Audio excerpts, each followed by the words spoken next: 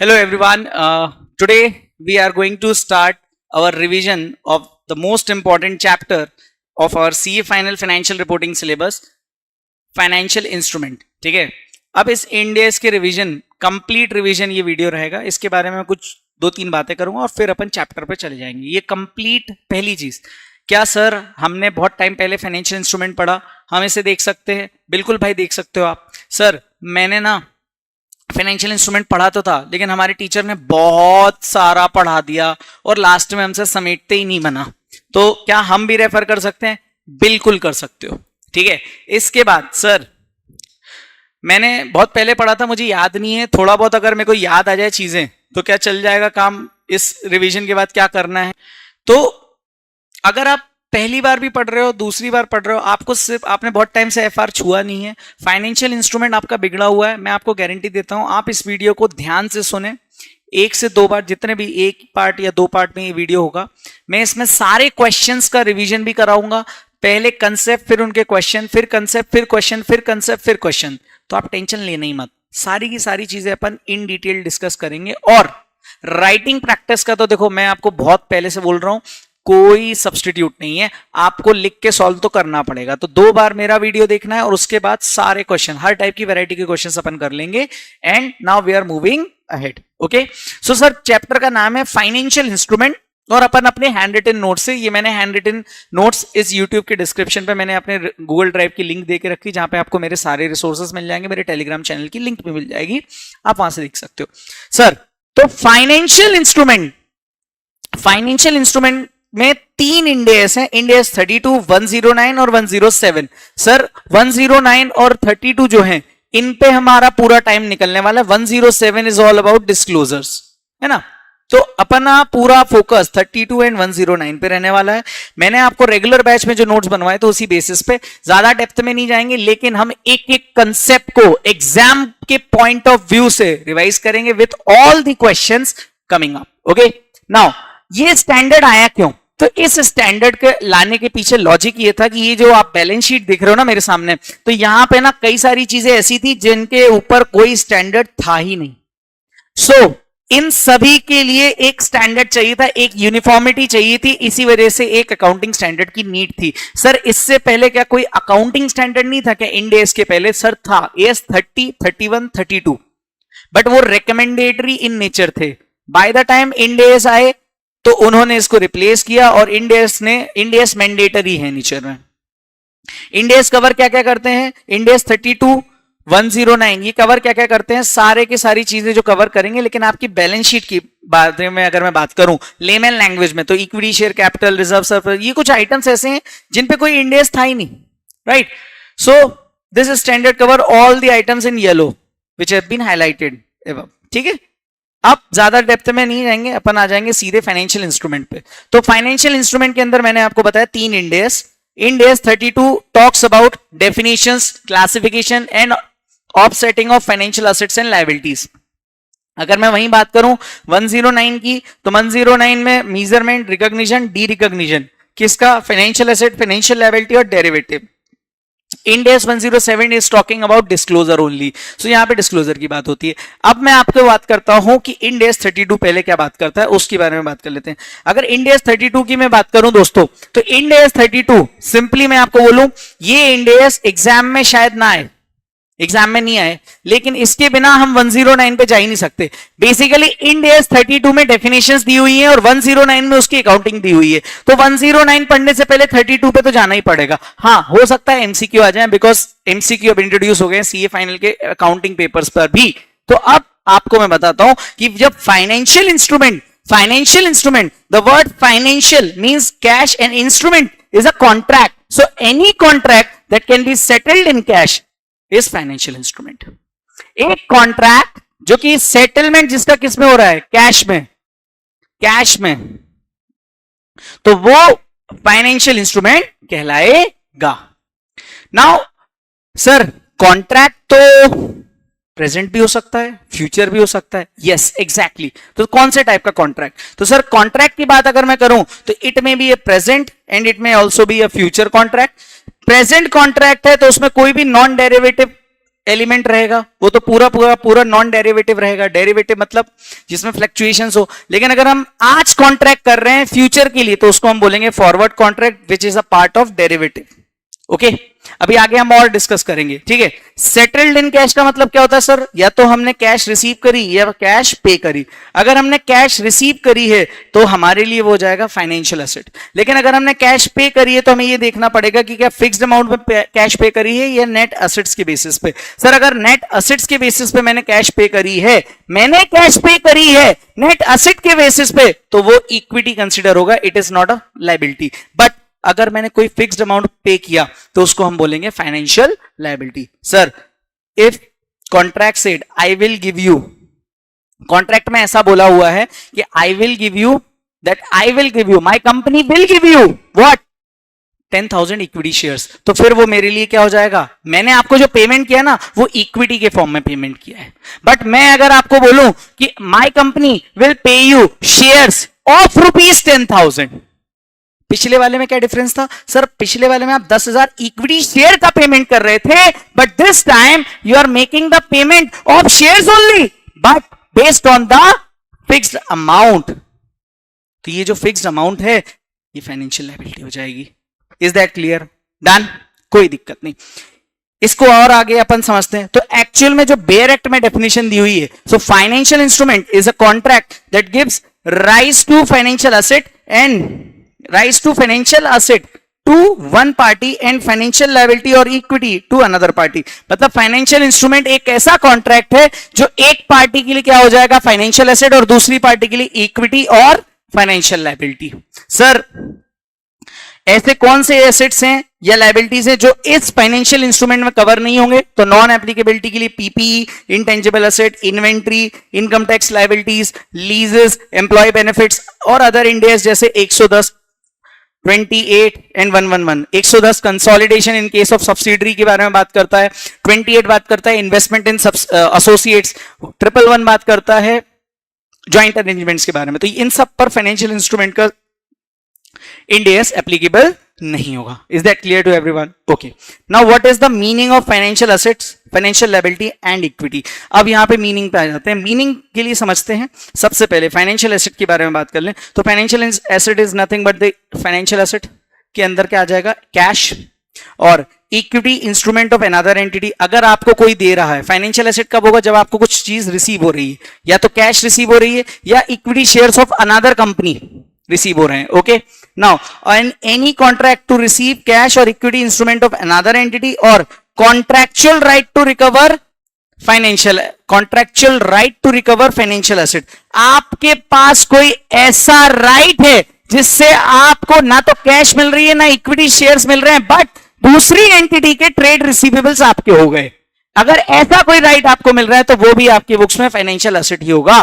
तो दोस्तों financial asset की डेफिनेशन में क्या क्या आ गया? Cash, equity instrument of another entity, any contract to receive cash, equity instrument of another entity, contractual right to recover financial asset. मैं आपको गारंटी देता हूं, आपने अगर मेरे हिसाब से ये चैप्टर कर लिया, 14 से 18 मार्क्स का ये चैप्टर आएगा, आप गलत कर ही नहीं सकते। This is my guarantee. Okay, चलिए आगे बढ़ते हैं। नाउ ये मैंने कुछ एग्जांपल दिए कि cash includes bank, right to receive cash का मतलब डेटर्स और ट्रेड रिसीवेबल के बेसिस पे, मतलब आपके लिए बैलेंस शीट में कोई डेटर दिख रहा है तो उसके ब्याज पे आपको पैसे मिलेंगे, लेकिन आज नहीं मिलेंगे, फ्यूचर में मिलेंगे, तो राइट टू रिसीव कैश हो गया ना आपका। ठीक है, right to receive equity instrument का मतलब क्या हो गया? इन्वेस्टमेंट इन डिवेंचर है जो कि कन्वर्टेबल है आगे जाके, तो इक्विटी इंस्ट्रूमेंट भी हो जाएगा वो आपका, कहीं ना कहीं इक्विटी कहलाएगा वो सामने वाले के लिए, और आपके लिए फाइनेंशियल एसेट कहलाएगा। Now what is financial liabilities? Financial liabilities का मतलब क्या होता है तो समझ लेते हैं। Contractual obligation, FL, financial liability, contractual obligation to pay cash मतलब फिक्स्ड अमाउंट, या ऑब्लिगेशन मतलब when payment in cash can not be avoided by the entity. मतलब ऑब्लिगेशन क्या हो जाता है? Obligation word is defined under Ind AS 37, है ना। ऑब्लिगेशन टर्म कहां डिफाइंड है? इंड एस 37 में। बट यहां पर क्या बात कर रहे हैं कि ऑब्लिगेशन का मतलब यह है कि भाई साहब आप बीइंग अ कंपनी इस चीज को टाल नहीं सकते, इस पेमेंट को टाल नहीं सकते, आपकी लायबिलिटी है, आपको पे करना ही पड़ेगा, आपका दायित्व है। सो ऑब्लिगेशन, तो ऑब्लिगेशन का मतलब payment can not be avoided by the entity. Okay, contractual obligation to deliver any other financial assets, contractual obligation to deliver any other financial asset. अच्छा, ये सेम जैसे आपको मैंने बोला था ना contractual right to recover financial asset, यहां पर कॉन्ट्रेक्चुअल ऑब्लिगेशन है, आपको डिलीवर करना है अपना ट्रेड रिसीवेबल किसी और को, तो ये आपके लिए क्या हो जाएगा, contractual obligation to deliver financial asset. ठीक है, आपका फाइनेंशियल एसेट अब आप किसी और को दे रहे हो, आपका ऑब्लिगेशन है ये। ठीक है, now contract to deliver own equity, ये 2 पॉइंट अपन लास्ट में पढ़ेंगे इंड एस के, है ना, ये 2 पॉइंट थोड़ी देर से पढ़ेंगे, ये 2 पॉइंट मैं थोड़ा सा लास्ट में पढ़ाऊंगा। इक्विटी का मतलब residual interest in the companies net assets, that is assets after deducting all liabilities. Residual interest in companies net assets, that is assets after deducting all liabilities is equity. Okay, अब यहां पे मैंने एक question करा था कि classify करना है अपने को फाइनेंशियल लायबिलिटी फाइनेंशियल असेट या इक्विटी है कि नहीं, तो जैसे ट्रेड पेबल है फाइनेंशियल लायबिलिटी है, issue of own equity shares, आपने खुद के इक्विटी शेयर्स इशू कर दिए तो इक्विटी हो गया आपके लिए। आपको जब रिसीव होंगे इक्विटी शेयर्स तो आपके लिए फाइनेंशियल असेट हो जाएगा, है ना, बट अगर आपको ओन किए, आपने ओन किए मतलब आपने इशू किए और ओन कर रहे हो खुद के, तो equity. Convertible preference shares equity. Investment in bonds financial asset, आपने इन्वेस्टमेंट किया है, कल को जाके आपको इसका इंटरेस्ट रिसीव होगा। Loans and advances given financial asset. PPE not applicable, inventory applicable ही नहीं है, ट्रेड रिसीवेबल फाइनेंशियल एसेट। ऐसे करते हुए करीबन अपन ने कई सारे पॉइंट 24 पॉइंट्स अपन ने देखे, आराम से देखना। कुछ स्पेशल पॉइंट्स हैं जैसे प्रेफरेंस शेयर्स हैं या डिवेंचर्स हैं। अब देखना ये कि प्रेफरेंस शेयर्स और डिवेंचर्स किस फॉर्म में है, तो मान लीजिए कन्वर्टेबल प्रेफरेंस शेयर है या डिवेंचर है, तो अगर कन्वर्टेबल प्रेफरेंस शेयर है या डिवेंचर है तो आगे जाके कन्वर्ट किस में होगा, इक्विटी शेयर्स में, तो ये आपके लिए क्या हो जाएगा, equity. Is that clear to you? Okay sir, अगर रिडीमेबल है, कन्वर्टेबल नहीं है, रिडीमेबल है, तो रिडीमेबल है तो फिर फाइनेंशियल लायबिलिटी हो जाएगा आपके लिए। Is that clear to you guys? बोलो, यहां तक समझ में आया? अगर ऑप्शन, अब यहां पे तीसरी चीज देखना, पहला तो मैंने आपको क्या बताया, कन्वर्टेबल है तो इक्विटी, लेकिन अगर रिडीमेबल है प्रेफरेंस शेयर्स, आपने प्रेफरेंस शेयर्स इशू करे, कल को आपको रिडम्पशन करना पड़ेगा इनका। अब वो रिडम्पशन के दौरान आपने अगर रिडीमेबल प्रेफरेंस शेयर्स किए तो आपकी कंपनी के लिए वो शेयर्स क्या है, फाइनेंशियल लायबिलिटी है ना। लेकिन अगर आपने इशू किए थे कन्वर्टेबल प्रेफरेंस शेयर्स या कन्वर्टेबल डिबेंचर्स तो वो आपके लिए क्या हो जाएगा, इक्विटी। अब इंपॉर्टेंट बात पता क्या है, इंपॉर्टेंट बात यहां पर पता दोस्तों क्या है, इंपॉर्टेंट बात ये है कि मान लीजिए आपने ऑप्शन दे दिया इधर कन्वर्टेबल और रिडीमेबल, तो अब यहां पे वो क्या होगा, तो यहां पे समझना ये पड़ेगा कि ऑप्शन किसके हाथ में है। ऑप्शन अगर होल्डर के हाथ में है, ऑप्शन मतलब होल्डर के हाथ में क्या है, क्योंकि कई बच्चे पता इस चीज में अटक जाते हैं, जैसे होल्डर ऑप्शन ये सब आता है ना, कंफ्यूजन आ जाती है। तो अभी बहुत ध्यान से समझना मैं क्या बोल रहा हूं। मान लीजिए मैं एक कंपनी हूं, ठीक है, मेरी कंपनी है एचडी लिमिटेड, है ना, हर्षित द्विवेदी लिमिटेड, ठीक है। मैंने मेरी कंपनी के शेयर्स इशू करे हैं, कौन से शेयर हैं दोस्तों ये, या मान लीजिए डिवेंचर इशू करें, ये प्रेफरेंस शेयर्स हैं या फिर डिवेंचर मैंने इशू करे हैं, और इसको क्या किया, मैंने किसी को इशू किया। किसको इशू किया दोस्तों, चलो इसको मैंने इशू कर दिया, एक पर्सन है मिस्टर बडी, है ना, इनको इशू कर दिया। अभी ध्यान से समझने की कोशिश करना, ये जो बडी हैं कल को ये जब शेयर्स रिडीम होंगे, ये डिबेंचर्स रिडीम होंगे, क्या ना इसे एचडी लिमिटेड को इनको पेमेंट करना पड़ेगा, है ना। अब पेमेंट कैसे करना पड़ेगा, उसमें बोल दिया कंपनी ने कि भैया हमने ऑप्शन दिया है, कंपनी मतलब एचडी लिमिटेड ने ऑप्शन देके रखा है किसको, बडी को। अभी क्या ऑप्शन देके रखा है, ऑप्शन में 2 चीजें होंगी, ऑप्शन किसके पास है, पहली बात तो ऑप्शन विथ होल्डर की मैं बात करूंगा, मतलब बडी के पास ऑप्शन है। लेकिन अगर मैं बोल दो ऑप्शन विद द इश्यूअर मतलब एचडी लिमिटेड के हाथ में ही है ऑप्शन, ये बात समझ में आई। एचडी लिमिटेड मतलब कंपनी जिसने इशू किए इंस्ट्रूमेंट्स, उसी के हाथ में ऑप्शन है, ठीक है।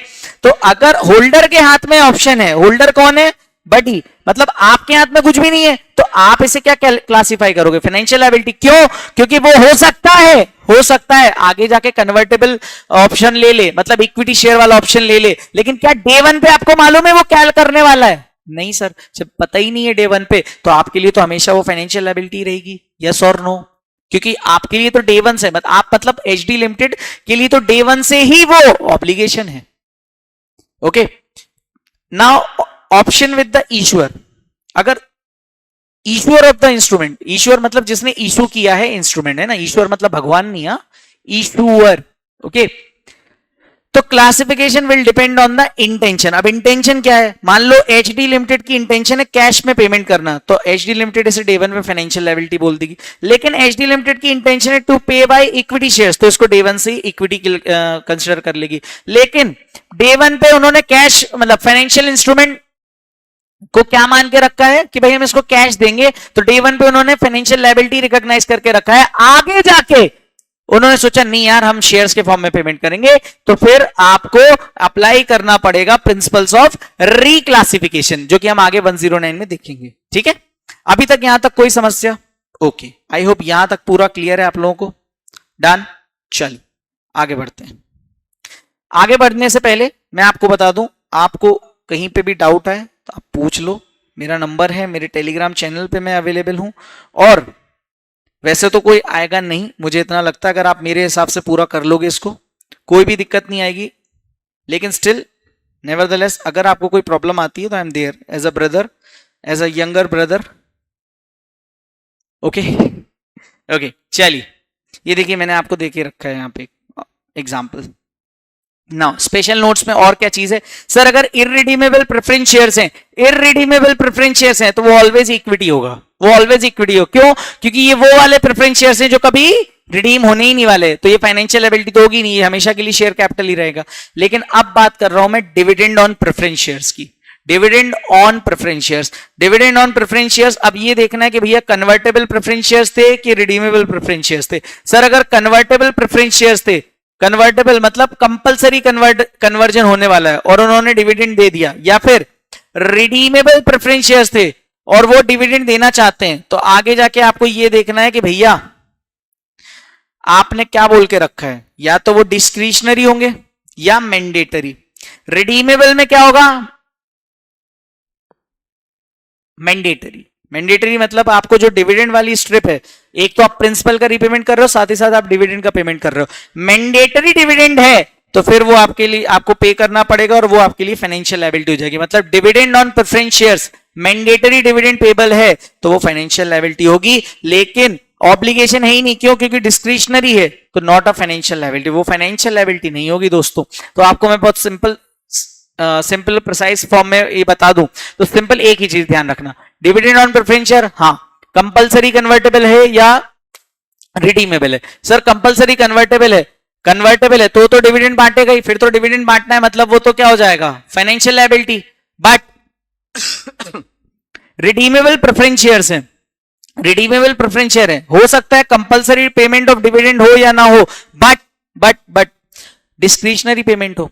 मैंडेटरी पेमेंट नहीं है डिविडेंड का, लेकिन डिस्क्रिशनरी है। अगर डिस्क्रिशनरी है तो ये ऑप्शनल, ऑब्लिगेशन नहीं है, ऑब्लिगेशन नहीं है तो फिर फाइनेंशियल लायबिलिटी नहीं है। लेकिन मैंडेटरी है, कंपलसरी है, payment of dividend is compulsory, तो फिर क्या होगा? आपका फाइनेंशियल लायबिलिटी हो जाएगा ये। ठीक है, कन्वर्टेबल क्यूमुलेटिव प्रेफरेंस शेयर्स हैं तो उसकी जो प्रिंसिपल वाला फॉर्म है, ये देखो कन्वर्टेबल क्यूमुलेटिव प्रेफरेंस शेयर्स हैं तो उसका जो प्रिंसिपल वाला पार्ट है वो हो जाएगा आपका इक्विटी, और डिविडेंड अगर मैंडेटरी है तो फाइनेंशियल लायबिलिटी। अब सर एक इंस्ट्रूमेंट जिसमें एक पार्ट इक्विटी का है और दूसरा डिविडेंड का है, मतलब फाइनेंशियल लायबिलिटी का है, तो ऐसे इंस्ट्रूमेंट को क्या बोलेंगे? सर या तो अपन इसको इक्विटी बोले या फिर फाइनेंशियल लायबिलिटी। अभी तक हमने तीन ही क्लासिफिकेशन देखे, लेकिन नहीं दोस्तों, इंड एस बोलता है इसको हम बोलेंगे compound financial instrument, compound financial.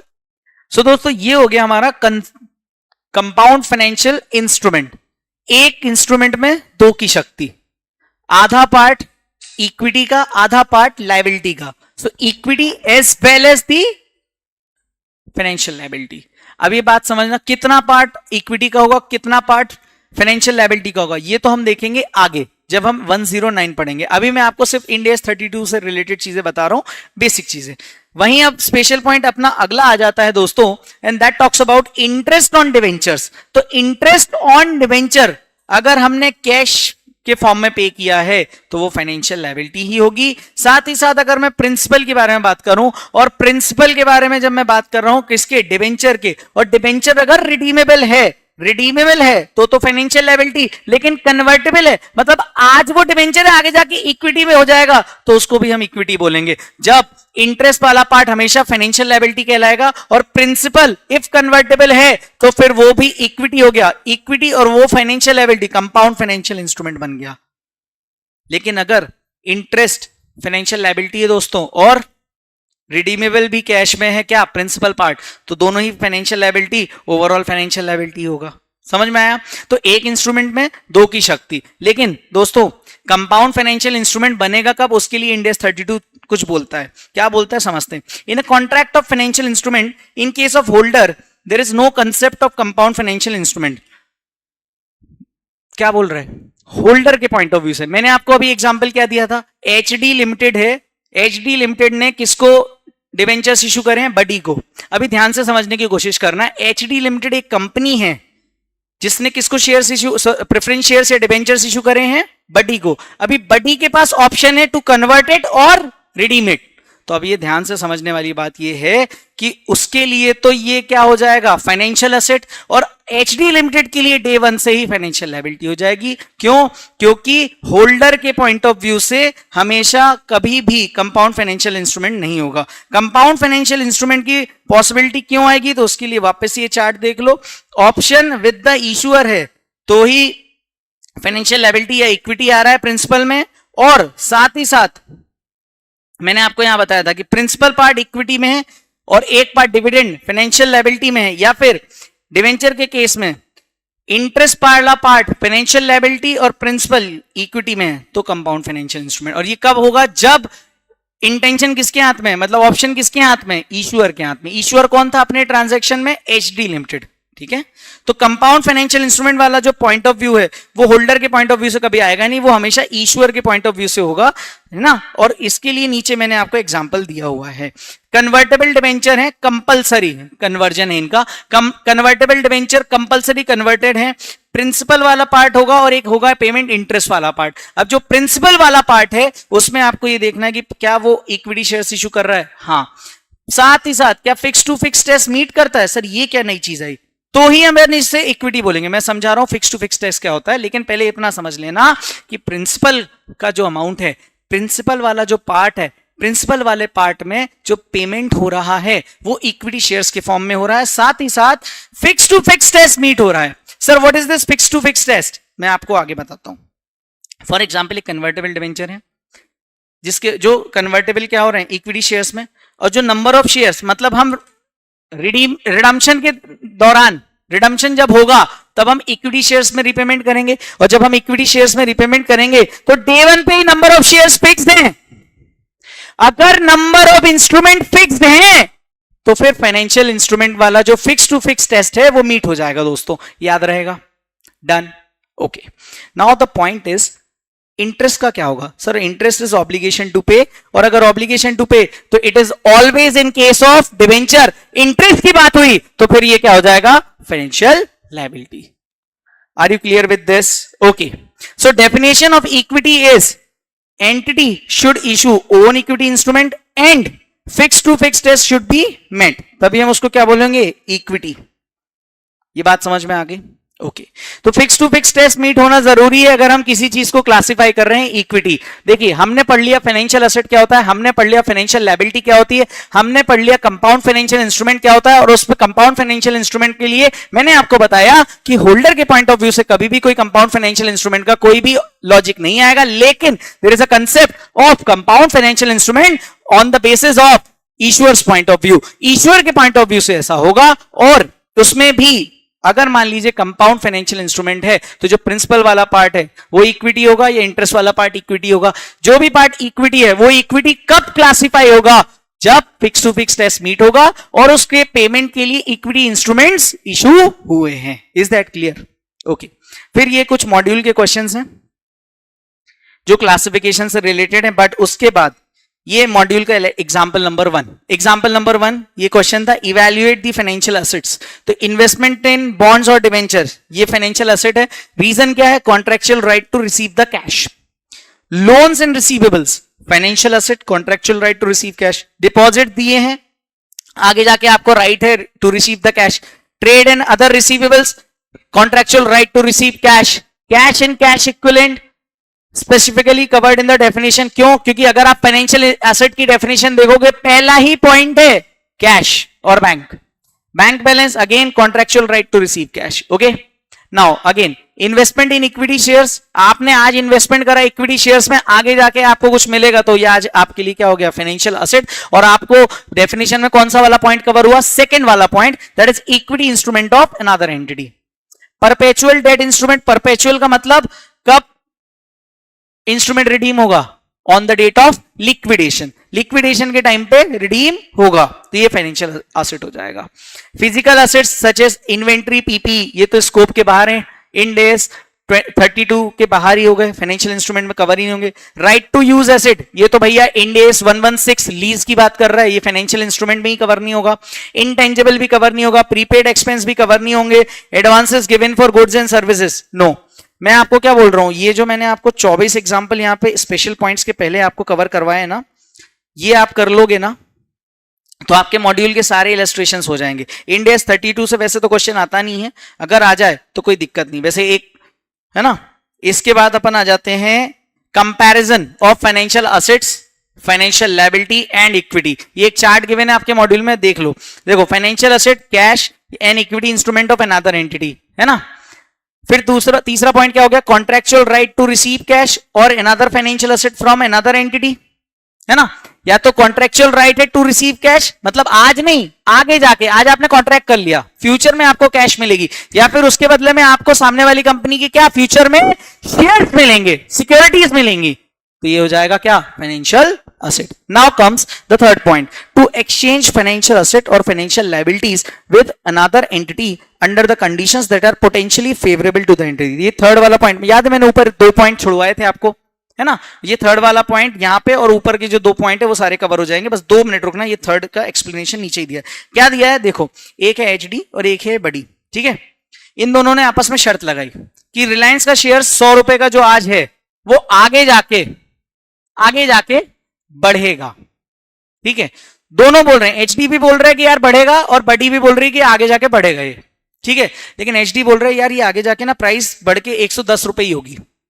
बड़ी का कहना है नहीं, प्राइस तो बढ़ेगा लेकिन 500 रुपए हो जाएगी इस शेयर की कीमत। अब मुझे एक बात बताओ, आफ्टर 3 मंथ्स के लिए आज ही आपने कॉन्ट्रैक्ट कर लिया, यस और नो, बेट लगा ली, डेरिवेटिव कॉन्ट्रैक्ट हो गया।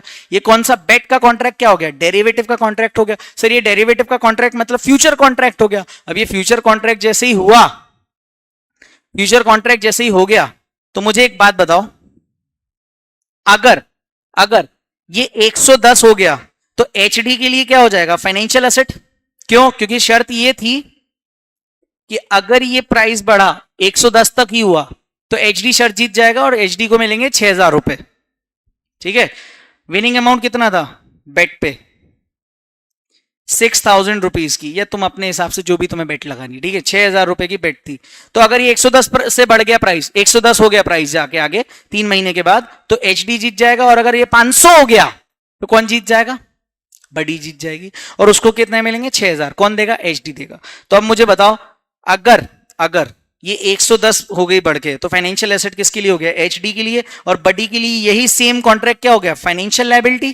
क्यों? क्योंकि 110 हो गया प्राइस तो एचडी जीत गया। लेकिन अगर यही बात हो जाती कि डिक्रीज हो जाता है, 110 नहीं होता, कम हो जाता है, या फिर आगे जाके 500 तक पहुंच जाता, तो क्या हो जाता?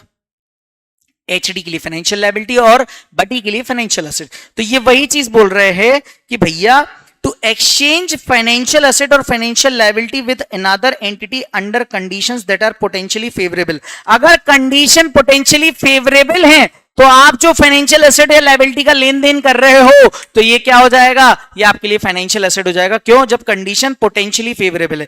पॉइंट नंबर 1, अगर 110 रुपए से बढ़ रहा है, अगर शेयर की प्राइस बढ़ रही है और एचडी के लिए फेवर वाली बात हो गई, तो एचडी के लिए क्या हो गया? आप एचडी क्या कर रहे हैं यहाँ पे?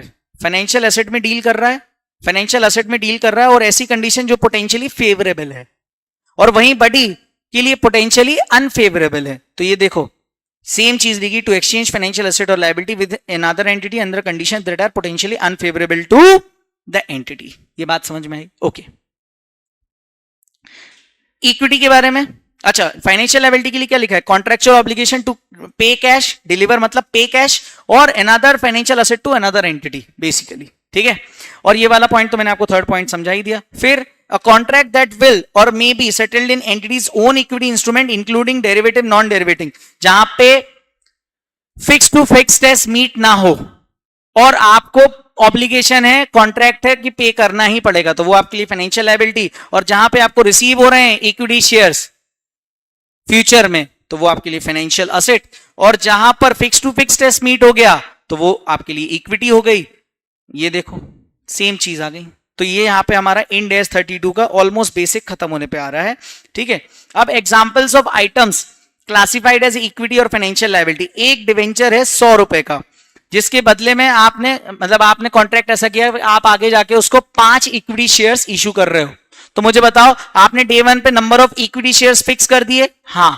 पहली कंडीशन फुलफिल हो गई इक्विटी की? हाँ। और दूसरा, इक्विटी शेयर्स ही डिलीवर कर रहे हो? हाँ। तो फिर ये क्लासिफिकेशन किस पे हो जाएगा? इक्विटी पे।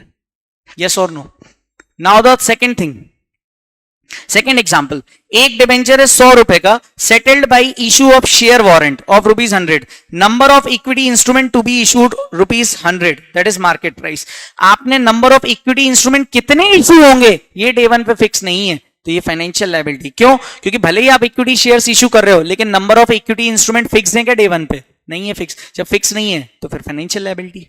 आया समझ में? One debenture of ₹100 is to be settled by issue of 2 equity shares of ₹80 each. अब ये याद रखना, अब एक याद रखना, क्या बोल रहा है? एक डिवेंचर है 100 रुपए का, जो कि सेटलमेंट उसका होगा इशू ऑफ 2 इक्विटी शेयर्स। तो आप डिलीवरी किसकी कर रहे हो? 2 इक्विटी शेयर्स फिक्स है, हर एक के बदले 2। तो अगर एक था तो एक के बदले 2 दे रहे हो आप।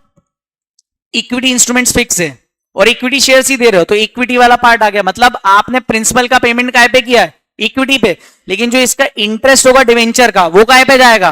फाइनेंशियल लायबिलिटी कहलाएगा। तो ये कंपाउंड फाइनेंशियल इंस्ट्रूमेंट हो जाएगा।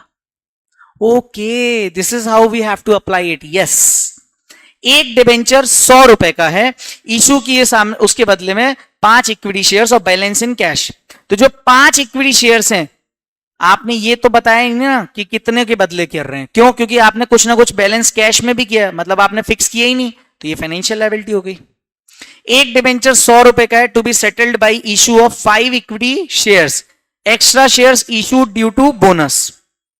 अब जो एक्स्ट्रा शेयर्स इशू कर रहे हो वो बोनस की वजह से शेयर इशू कर रहे हो, लेकिन आपने इक्विटी शेयर इशू कर रहे हो, नंबर ऑफ इक्विटी शेयर्स एक के बदले में फिक्स है, और ये भी बता दिया बोनस की वजह से, तो इक्विटी क्लासिफाई हो जाएगा।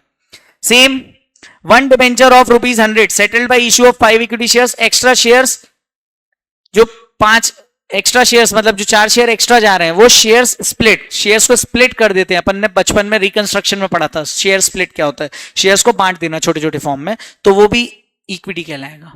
सर एक डिबेंचर के बदले, एक डिबेंचर जो 100 रुपए का है उसके बदले में हम सेटलमेंट में क्या बोल रहे हैं? 5 equity shares after 1 year, 7 equity share हम देंगे अगर आपने रिडेम्पशन किया 2 साल के बाद, और 10 इक्विटी शेयर्स देंगे अगर आप 3 साल तक डिबेंचर इंस्ट्रूमेंट होल्ड करके रखते हो। तो सर आपने टेबल पे बता ही दिया ना कि अगर 1 साल तो 5, 2 तो 7 और 3 तो 10, तो आप इक्विटी से क्लासिफाई कर लो। Is that clear to everyone? Okay. One debenture of ₹100 to be settled by as many as equity shares, अरे as many as number of equity instrument ही फिक्स नहीं किए, financial liability. One debenture of ₹100 settled by 5 equity shares, a profit goes up by 10%। आपने equity instrument के बारे में कुछ बात ही नहीं करी, तो अगेन फाइनेंशियल लायबिलिटी। अब एक चीज और है, क्या? लास्ट चीज है ट्रीटमेंट ऑफ गेन और लॉस इन फाइनेंशियल इंस्ट्रूमेंट। अगर कोई गेन होता है, मतलब इंटरेस्ट और डिविडेंड, फाइनेंशियल एसेट से फाइनेंशियल लायबिलिटीज में कुछ गेन होता है, या इंटरेस्ट वाला पार्ट इसमें कुछ आता है, या डिविडेंड वगैरह अर्न किया है आपने, तो इसको कहां पे लेके जाओगे? पीओरएल में। इक्विटी से रिलेटेड जो कॉस्ट है वो recognized in other equity and not in P or L. P or L में नहीं जाएगी, अदर इक्विटी में जाएगी। Transactions out of the scope of financial instruments, उसका एक चार्ट दिया हुआ है, मैंने आपको ऊपर ही बता दिया था। वैसे तो जो 24 एग्जांपल्स हैं उनको आप रीड कर लो, ये मॉड्यूल में गिवन है, तो मैंने आपको यहां पे बता दिया। जैसे इन्वेस्टमेंट इन सब्सिडरी, मैंने आपको बोला ही कंसोलिडेशन से रिलेटेड जितनी भी चीजें यहां पे नहीं आएंगी। Investment in associates, interest in joint venture बिल्कुल भी एप्लीकेबल नहीं होगा इंड एस फाइनेंशियल इंस्ट्रूमेंट का, है ना। क्यों? क्योंकि इनके अलग से इंड एस दिए हुए हैं। Rights and obligation under leases, इसके लिए 116 गिवन है। Employ rights and obligation under employ benefit plan, तो ये आपका इंड एस 19 गिवन है। Rights and obligation under insurance contract, insurance contract का इंड एस पहले 104 है जो अपने सिलेबस में नहीं है। Forward contract rising with in the scope of business combination, इसके लिए अलग से इंड एस 103 गिवन है।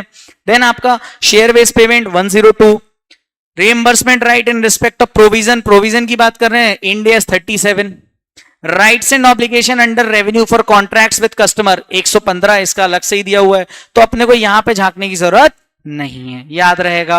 Okay, so this is the entire thing about, मैंने आपको 30 से 35 मिनट्स में पूरा इंड एस 32 रिवाइज करा दिया है ना, जिसके एग्जाम में आने के चांसेस बिल्कुल भी नहीं है। लेकिन तो रिवीजन क्यों कराया? रिवीजन कराने की भावना सिर्फ इतनी थी क्योंकि इसके बिना 109 में नहीं जा सकते। Sir what is this 109? 109 बात करता है फाइनेंशियल इंस्ट्रूमेंट्स की अकाउंटिंग के बारे में, जिसके बारे में अब हम स्टार्ट कर रहे हैं। ओके, सो चलिए फटाफट से अपन फाइनेंशियल इंस्ट्रूमेंट का इंड एस 109 पे आ जाते हैं। इंड एस 32 से रिलेटेड सारी बातें हमने खत्म कर दी। 107 में नहीं पढ़ाने वाला रिवीजन में, वो आप मॉड्यूल से देख सकते हो, उसका क्वेश्चन भी नहीं आता डिस्क्रिप्टिव। ठीक है, 109 भयंकर इंपॉर्टेंट है, मोस्ट इंपॉर्टेंट है, इसको छोड़ के जा ही नहीं सकते दोस्तों। एक बार कंसोलिडेशन नहीं आ सकता है बट फाइनेंशियल इंस्ट्रूमेंट आएगा, है ना, तो इसको लोग छोड़ के जाते हैं। और मैं आपको गारंटी दे रहा हूं, अगर आपने इस रिवीजन के हिसाब से पढ़ लिया, आप इसको छोड़ के नहीं जाओगे, आप इसमें फुल आउट ऑफ फुल लेके आओगे। ओके, चलिए नाउ ओवरव्यू के बारे में बात कर लेते हैं 109 के, what it talks about। Okay, तो financial instrument Ind AS 109 measurement और recognition of financial assets, financial liabilities और इक्विटी के बारे में बात करता है, कंसोलिडेटेड फाइनेंशियल इंस्ट्रूमेंट्स के बारे में बात करता है। हम इसमें क्वेश्चंस भी डिस्कस करेंगे जो एग्जाम में आ चुके हैं, है ना। और आपको क्या करना है, मेरे साथ तो रिवीजन करना है, 2 बार मेरा वीडियो देखना है, उसके बाद घर पे लिख के प्रैक्टिस जरूर करनी है, अदरवाइज मेरी गारंटी वॉइड है। ओके, चलिए तो आगे बढ़ते हैं अपन 109 पर। सो ओवरव्यू के बारे में बात कर रहा था, तो मैंने आपको बताया ना मेजरमेंट, रिकॉग्निशन और D recognition. Sir what is this D recognition? D recognition मतलब जैसे होता है आपका रिकॉग्निशन बुक्स में कब लाना है, तो डी रिकॉग्निशन बुक से कब हटाना है, उसके बारे में बात। और कितने पे लाना है, पहले तो रिकॉग्निशन, फिर डी रिकॉग्निशन में क्या होता है, हटाना। रिकॉग्निशन मतलब लाना, डी रिकॉग्निशन का मतलब हटाना, और मेजरमेंट कितने पे लाना। तो रिकॉग्निशन के लिए 3 मेथड दिए हुए हैं, देयर आर 3 मेथड्स। 3 मेथड्स कौन से? Amortise cost method, that is ACM, fair value through profit और loss, that is FBTPL, then fair value OCI, FBOCI। ठीक है, साथ ही साथ इसमें हमें पढ़ना है ट्रीटमेंट ऑफ ट्रांजैक्शन कॉस्ट। इसके बाद किस बेसिस पे अपन इन 3 मेथड्स में से कौन सी वाली अप्लाई करेंगे ये भी पता होना चाहिए। और उसके लिए अपने को 2 चीजें पढ़नी है, CCFS और BM। BM मतलब बिजनेस मॉडल टेस्ट, और CCFS का एक और दूसरा नाम है SPPI test, solely for the payment of, solely payment for principal and interest. Okay, ये दोनों टेस्ट के बारे में पढ़ना। इन दोनों टेस्ट को पास करने के बेसिस पे ही ये ACM लगाना है, FBTPL लगाना है, FBOCI लगाना है, ये पता चलेगा। फिर अपन को देखना है, अप्लाई करना है मेथड। अब ये पहले हमने क्या देखा, 3 मेथड। रिकॉग्निशन कितनी चीजों से होंगे, 3 मेथड्स हैं, रिकॉग्नाइज करने के लिए 3 मेथड हैं, ACM, FBTPL, FBOCI। ध्यान से समझते चलना, भी बहुत इंपॉर्टेंट है एग्जाम पॉइंट ऑफ व्यू से, इसलिए मैं स्लोली चलूंगा। 3 method, amortise cost method, FBTPL, FBOCI। ठीक है, अभी ये 3 मेथड किस बेसिस पे लगेंगे, लेकिन उससे पहले ट्रांजैक्शन कॉस्ट, उसका ट्रीटमेंट क्या है। ट्रांजैक्शन कॉस्ट के ट्रीटमेंट के बाद आप आ जाओ किस पे, किस बेसिस पे ये 3 में से कौन सा मेथड लगेगा। उसके लिए 2 टेस्ट पास करने हैं, business model test, SPPI test. इसके बाद आप आ जाओ, इस मेथड को डिसाइड कर लिया कि भाई कोई एक मेथड है, अब वो लगेगी किस पे, तो या तो वो लगेगी इस पे फाइनेंशियल असेट्स पे, या फिर लगेगी फाइनेंशियल लायबिलिटीज पे, या फिर डेरिवेटिव पे। ओके सर, फाइनेंशियल एसेट पे कौन कौन सी मेथड लग सकती है, ACM, FBTPL, FBOCI, तीनों में से कोई भी लग सकती है, डिपेंड करेगा वो टेस्ट पर। सर फाइनेंशियल लायबिलिटीज पे जनरली ACM लगेगा। 2 केसेस ऐसे हैं जिसमें से एक डेरिवेटिव है और एक है फाइनेंशियल गारंटी, इन जगहों पे FBTPL ही लग रहा है। ठीक है, ये बात ध्यान रखना, कैसे लगेगा सब चीजें अपन देखेंगे। अब आते हैं मेजरमेंट। रिकॉग्निशन समझ गए, मेजरमेंट में क्या बोल रहा है, मेजरमेंट का मतलब है या तो कॉस्ट पे रखना है या फेयर वैल्यू पे। कॉस्ट मतलब intention, intention is to hold the instrument till maturity and wants to recover the complete cash flows. सारे के सारे जब तक कैश फ्लोज रिकवर ना हो जाए तब तक उस इंस्ट्रूमेंट को होल्ड करके रखो। और दूसरा बोलता है fair value approach. Fair value method क्या होता है? इंटेंशन इज टू होल्ड और ट्रेड, या फिर ट्रेड ओनली। या तो ट्रेड कर रहे हो डे टू डे बेसिस पे, या फिर आप कभी होल्ड भी कर रहे हो कभी ट्रेड भी कर रहे हो, है ना। अभी ये समझना है। अरे सिंपल सी बात है, कॉस्ट मेथड मतलब लव मैरिज नहीं है, अरेंज मैरिज है। आपकी शादी हो गई, ठीक है, शादी हो गई मतलब कॉस्ट मेथड अब वही है ना। फेयर वैल्यू, अब फेयर वैल्यू बदलती रहती है ना। अब फेयर वैल्यू में भी आप क्या समझोगे? ट्रेड। ट्रेड मतलब डेली नई वाली, आज दूसरी, फिर कल तीसरी, परसों चौथी, दैट इज ट्रेड, है ना। अभी समझ में आ गया होगा पूरा ना, अभी बहुत अच्छे से समझ में आ गया होगा, मैं समझ गया ना। तुम लोग हो ही नहीं आए थे खराब लोग, कोई बात नहीं। ट्रेड, ट्रेड मतलब डेली, एफबीटीपीएल, ठीक है। फेयर वैल्यू सर कभी कभार आपका, है ना, आप थोड़ा इमोशनल पर्सन हो ना, तो कभी कभार आपकी बदल जाएगी और कभी एक परमानेंट हो गई, है ना, बंदी आपकी। तो अगर कभी कभार आप होल्ड कर रहे हो किसी को बहुत टाइम तक के लिए, फिर एकदम से आप ट्रेड वाले वर्जन पे चले गए, आज दूसरी, कल तीसरी, परसों चौथी, तो फिर ये तो कौन सा मेथड लगेगा? तो ध्यान रखना, इंटेंशन अगर होल्ड और ट्रेड करने की है या फिर सिर्फ ट्रेड करने की है तो फेयर वैल्यू मेथड। लेकिन आपको एक से ही प्यार हो गया, आप हो गए शाहरुख खान के फैन, तो फिर आपको कौन सी मेथड लगानी है? Cost method. कॉस्ट मेथड मतलब अमोर्टाइज कॉस्ट मेथड, है ना। अभी सब समझ में आ गया होगा, भयंकर समझ में आया होगा। अब इसमें ये तुम कुछ याद रहे ना रहे, ये जरूर याद रहेगा। हाँ पढ़ लो रे, फाइनल में हो तुम। फ्लो, फ्लो क्या रहेगा समझना। पहले हम समझ रहे हैं मेथड्स ऑफ अकाउंटिंग, फिर हम समझेंगे ट्रीटमेंट ऑफ ट्रांजैक्शन कॉस्ट, फिर मैं आपको समझाऊंगा सिलेक्शन ऑफ अकाउंटिंग मेथड, फिर मैं आपको समझाऊंगा कि फाइनेंशियल एसेट्स के केस में कैसे अकाउंटिंग होगी और उसके क्वेश्चंस, फिर मैं आपको बताऊंगा फाइनेंशियल लायबिलिटी के केस, फिर मैं आपको डेरिवेटिव्स पढ़ाऊंगा, फिर लास्ट में मैं आपको डी रिकॉग्निशन बताऊंगा कि बुक से कैसे हटाना है। तो मेथड्स ऑफ अकाउंटिंग सबसे पहली बात मैं करूंगा इन केस ऑफ फाइनेंशियल एसेट्स, है ना। ये जितने भी चार्ट्स है ना, ये मेरे वीडियो के नीचे आपको मिल जाएंगे डिस्क्रिप्शन पे, है ना। टेलीग्राम की लिंक मिल जाएगी, मेरा नंबर मिल जाएगा, फटाफट से उस पर आ जाना। वहां पे बहुत सारा यूजफुल कंटेंट फॉर फाइनल का एफआर अवेलेबल है। आप इस बार, अब की बार, आखिरी बार एफआर में 70 पार, ये सोच के चलना है, ठीक है। मेथड्स ऑफ अकाउंटिंग, अभी मैंने बताया ना तुम लोगों को, बाबू सोना वाला एग्जाम्पल दिया, क्या बोला? आपका एक परमानेंट प्यार कॉस्ट मेथड, आप डेली बदल रहे हो या कभी कभार बदल रहे हो, फेयर वैल्यू मेथड, ठीक है। अभी उसी के बेसिस पे अपने मेथड्स हैं। मैं सिर्फ अभी फाइनेंशियल एसेट्स के बारे में बात कर रहा हूं। Financial assets methods of accounting के अंदर फाइनेंशियल एसेट की बात कर रहा हूं। तो दो मेथड है, कॉस्ट और फेयर वैल्यू। साथ ही साथ मैंने मेरी रिवीजन प्लेलिस्ट में दोस्तों कुछ 10-10, 11-11 मिनट के रिवीजन कंसेप्ट्स डाल के रखे, सिर्फ और सिर्फ कंसेप्ट इसी चार्ट से, तो आप वो भी देख सकते हो, फटाफट से आपके कंसेप्ट रिवाइज हो जाएंगे अगर आपको क्वेश्चंस नहीं देखने तो। लेकिन इसमें डिटेल रिवीजन होगा, ओके। नाउ कॉस्ट के बारे में अगर मैं बात करूं तो आपके पास एक मेथड है, that is amortise cost method. Amortise cost method है अगर मैं कॉस्ट के अकॉर्डिंग करूं, मतलब अगर आप रिकॉग्निशन कर रहे हो फाइनेंशियल एसेट्स का, फाइनेंशियल एसेट का आपने रिकॉग्निशन किया और आपने क्या किया है? कॉस्ट मेथड पे, तो फिर क्या हो जाएगा? अमोर्टाइज कॉस्ट मेथड, ठीक है। लेकिन फेयर वैल्यू, फेयर वैल्यू के अंदर दो मेथड्स हैं, एक फेयर वैल्यू थ्रू प्रॉफिट और लॉस, दूसरा है fair value through other comprehensive income. Other comprehensive income के अंदर भी दो और हैं, रिक्लासिफाइबल टू पीओरएल, नॉन रिक्लासिफाइबल टू पीओरएल, जिसको अपन शॉर्ट में बोलते हैं एफबीओसीआई आर या एफबीओसीआई एनआर। क्या बोलते हैं? एफबीओसीआई आर या एफबीओसीआई एनआर, ठीक है। अब ये इतने भी मेथड्स हैं, एसीएम, एफबीटीपीएल, एफबीओसीआई आर, एफबीओसीआई एनआर, ये चार हो गए। अब ये चार में से कौन सा अप्लाई करना है, इसके लिए आपको टेस्ट लगाने पड़ेंगे। कौन से टेस्ट हैं? या तो बिजनेस मॉडल टेस्ट और एसपीपीआई टेस्ट। याद रखना दोस्तों, यहां वर्ड एंड है, मतलब दोनों टेस्ट लगाने पड़ेंगे। अब कैसे? एक कंपनी है एचडी लिमिटेड जिसने इन्वेस्टमेंट किया और कंपनी का जो इंटेंशन है होल्ड करने का है। इंटेंशन क्या है? होल्ड करने का है। हो सकता है इन्वेस्टमेंट किया और उसका इंटेंशन क्या है? ट्रेड करने का है, day to day transaction, trade कर रहा है, आज खरीदा शाम को बेचा, कल फिर खरीदा फिर बेचा, दिस इज ट्रेडिंग, ओके। आप शेयर्स में इन्वेस्ट करते हो ना, that is nothing but the trading, वही चीज की बात कर रहा हूं। लेकिन आपने लॉन्ग टर्म इन्वेस्टमेंट किया है तो आपका इंटेंशन होल्ड करने का है। लेकिन कभी कभार आप देखते हो होल्ड करते हो और जैसे ही आपको अच्छी अपॉर्चुनिटी दिखती है तो आप ट्रेड कर देते हो। सिंपल सी बात बताता हूं, फॉर एग्जाम्पल आपको ना, आप अपनी क्लास में बैठे हो, आपको सबसे, आप लड़के हो ना, है ना। तो आपको ना क्लास में बैठे हो, क्लास में ना सबसे सुंदर लड़की दिखी, है ना, तो अब आपने उसको पटाने का सोचा, अब आपने पटा लिया उसको, अब पटा लिया तो क्या आप उसको छोड़ोगे नहीं, क्यों, क्योंकि क्लास पूरी चल रही है आपसे सारे लड़के, लेकिन पॉइंट इज आपने उसको होल्ड कर लिया।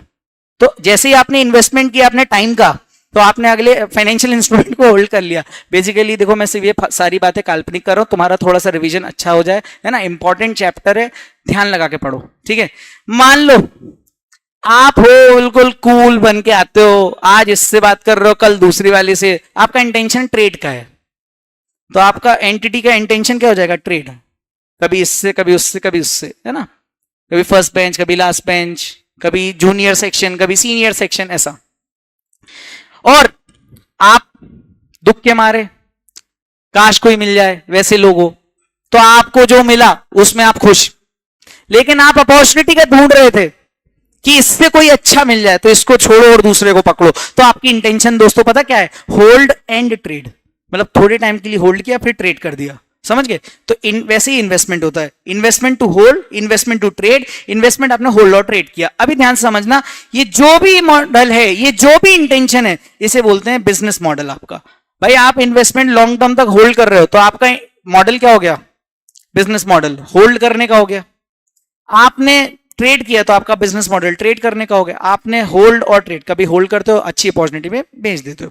ये जो टेस्ट है ना, बिजनेस मॉडल टेस्ट, ये होता है एंटिटी स्पेसिफिक टेस्ट। हर एक एंटिटी का अलग अलग टेस्ट होता है, समझ में आ रहा है, ये हो जाता है आपका entity specific test. Business model clear है। अब आते हैं दोस्तों एसपीपीआई टेस्ट पे, जिसको सीसीएफएस टेस्ट भी बोलते हैं। इसके लिए अपने को चेक करना है क्या ये मीट हुआ या नहीं मीट हुआ। ये होता है instrument specific test. Instrument specific test का मतलब क्या होता है मैं आपको समझाता हूं। मान लो आप एक कंपनी हो, है ना, आपने क्या किया, आपने इन्वेस्टमेंट किया डिवेंचर्स पे 1 लाख रुपए के, या सॉरी चलो 10 लाख रुपए के। एचडी लिमिटेड एक कंपनी 10 लाख रुपए के इन्वेस्टमेंट किया उसने फॉर 5 ईयर्स 10% डिवेंचर्स पे। अब आपने 5 साल तक उसको होल्ड कर लिया, कैन आई से 5 साल उसको 10% इंटरेस्ट मिला होगा। ये जो 10% इंटरेस्ट 5 इयर्स तक मिला, आंसर इज यस और नो। हाँ सर, मतलब सारे कॉन्ट्रेक्चुअल कैश फ्लोस मिल गए उसको, हाँ, प्लस लास्ट ईयर में आपको 10 लाख प्रिंसिपल अमाउंट भी मिलेगा, हाँ। तो इसको बोलते हैं एसपीपीआई टेस्ट मीट हो गया। टेस्ट मीट हो गया मतलब आपने सारे के सारे कैश फ्लोस रिकवर कर लिए, आपने सारे के सारे कैश फ्लो रिकवर कर लिए, लास्ट मोमेंट तक रखा अपने पास। सर टेस्ट मीट कब नहीं होगा, आपने 3 साल के अंदर ही जाने दिया, आपने 2 साल के अंदर ही जाने दिया इंस्ट्रूमेंट, वैसा। अब देखो फाइनेंशियल एसेट है, इन्वेस्टमेंट इन डिवेंचर किया किसने, एचडी लिमिटेड ने, ठीक है। किसमें भाई, एचडी लिमिटेड ने डॉक्टर लिमिटेड पे इन्वेस्टमेंट किया, ठीक है। किस पे, डॉक्टर के investment in debenture for 5 years. अब जो इंटरेस्ट है वो तो if intention is to earn only 2 cash flows, that is principal as well as the interest, which means SPPI test will meet. मतलब आपका इंटेंशन क्या था, जितने भी कैश फ्लोज आ रहे हैं सारे के सारे अर्न कर लो, प्रिंसिपल भी अलॉन्ग विद द इंटरेस्ट। ये दोनों के दोनों अपन ने क्या किया पिछले वाले में, 5 साल तक 10 लाख रुपए भी ले लिए 5th ईयर के एंड पे, और 10% इंटरेस्ट भी हर साल लेते चले गए, तो अपन ने सारे कैश फ्लो रिकवर कर लिए, मतलब एसपीपीआई टेस्ट मीट हो गया। तो वही चीज यहां पे मैंने लिख दी है। लेकिन इंटरेस्ट मिल गया, लेकिन कभी प्रिंसिपल में डिफॉल्ट हो गया, या कभी इंटरेस्ट में डिफॉल्ट हुआ प्रिंसिपल मिल गया, तो एसपीपीआई टेस्ट मीट नहीं होगा। समझ में आया, ओके।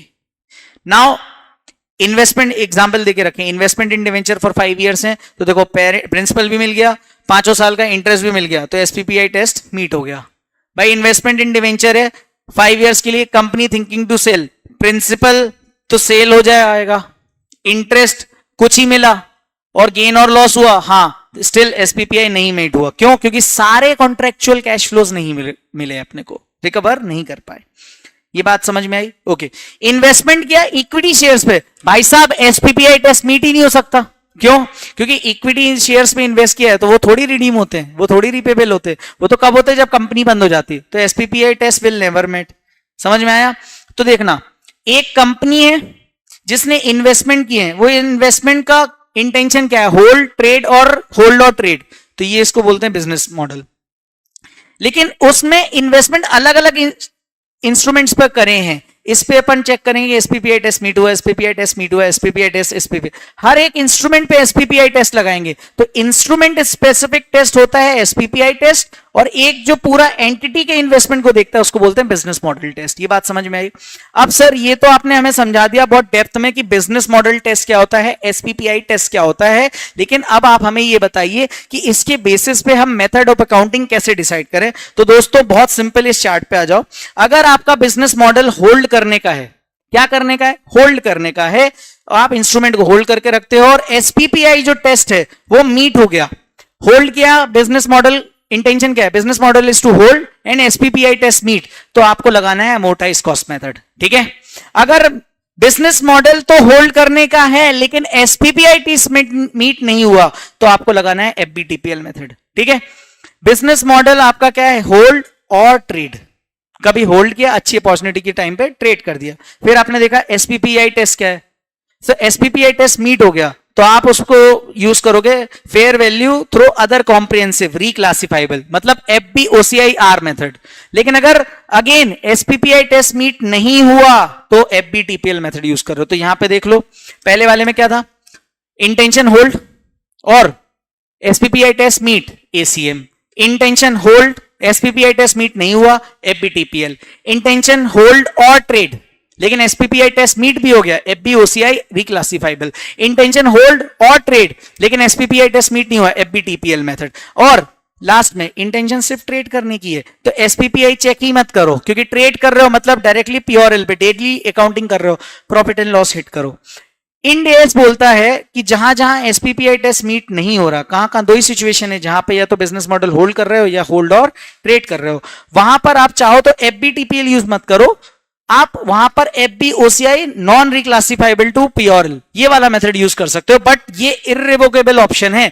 इररिवोकेबल ऑप्शन का मतलब क्या होता है? एक बार जो आपने इसको अप्लाई कर लिया उसके बाद आप अपनी इंटेंशन चेंज नहीं कर सकते, मेथड चेंज नहीं कर सकते। ये मैं नहीं बोल रहा हूं, ये इंड एस 109 बोलता है। तो भाई साहब हमने अभी मेथड्स ऑफ अकाउंटिंग का बढ़िया से एक तरोताजा रिवीजन, बढ़िया बढ़िया प्यारा प्यारा रिवीजन खत्म कर लिया। अब मैं बात कर रहा हूं फाइनेंशियल लायबिलिटीज की। तो क्या बोलता है? ओनली अमोर्टाइज कॉस्ट मेथड हमें यूज करना है, लेकिन लेकिन लेकिन इन case of financial guarantee and derivatives हमें एफबीटीपीएल डिस्कस करना है, हमें एफबीटीपीएल मेथड को फॉलो करना है। इसको हम लास्ट में डिस्कस करेंगे। सबसे पहले हम आ जाते हैं अमोर्टाइज कॉस्ट मेथड पे इसी वीडियो पर। तो अमोर्टाइज कॉस्ट मेथड पे अगर मैं आ रहा हूं तो अमोर्टाइज कॉस्ट मेथड में सबसे पहले हम देखेंगे इनिशियल रिकॉग्निशन कैसे होगा, सब्सिक्वेंट मेजरमेंट कैसे होगा और डी रिकॉग्निशन कैसे होगा। तो इनिशियल रिकॉग्निशन के लिए अगर मैं बात करूं तो जब फाइनेंशियल असेट या financial liability first time recognise होती है बुक्स में तो आप उसको कैसे रिकॉग्नाइज करोगे? तो इंड एस बोलता है उसको फेयर वैल्यू पे रिकॉग्नाइज करोगे और plus minus transaction cost. Plus minus transaction cost का मतलब क्या होता है दोस्तों? अगर ये फाइनेंशियल एसेट है तो ट्रांजैक्शन कॉस्ट भी इंक्लूड हो जाएगी, लेकिन अगर ये फाइनेंशियल लायबिलिटी है तो ट्रांजैक्शन कॉस्ट इंक्लूड नहीं होगी, इफ एनी। ओके, कॉस्ट पे मत कर देना, मेथड का नाम है अमोर्टाइज कॉस्ट मेथड। यहां पे इनिशियल रिकॉग्निशन फेयर वैल्यू पर होगा, ध्यान रखना। एमसीक्यू में खेल लेगा वो आपके साथ, फिर आप खेलने लायक नहीं बचोगे आईसीआई के साथ, समझे? तो अब आ जाते हैं सब्सिक्वेंट मेजरमेंट पे। ज्यादा हंसना नहीं है, ठीक है? सब्सिक्वेंट मेजरमेंट, इनिशियल रिकॉग्निशन समझ में आ गया? Okay, now we are coming to subsequent remeasurement या सब्सिक्वेंट मेजरमेंट। रिपोर्टिंग डेट का मेजरमेंट बोलते हैं इसको। रिपोर्टिंग डेट मतलब देखो, सब्सिक्वेंटली पहली बार तो जिस दिन आपने इनिशियल ट्रांजैक्शन किया, पहला ट्रांजैक्शन किया, उस दिन आपकी बुक्स ऑफ अकाउंट्स में एंट्री आएगी। दूसरी बार सब्सिक्वेंट मेजरमेंट कब होगा? 31 मार्च को होगा। 31 मार्च को आप कैसे मेजरमेंट करोगे? Based on effective interest rate. Effective interest rate EIR के बेसिस पे आप करोगे, और उसमें जब ईआईआर निकालोगे तो कुछ पेमेंट अगर उससे रिलेटेड है उसको हटा दो, और कुछ इंपेयरमेंट लॉस वगैरह इफ एनी तो उसको भी हटाना रहेगा।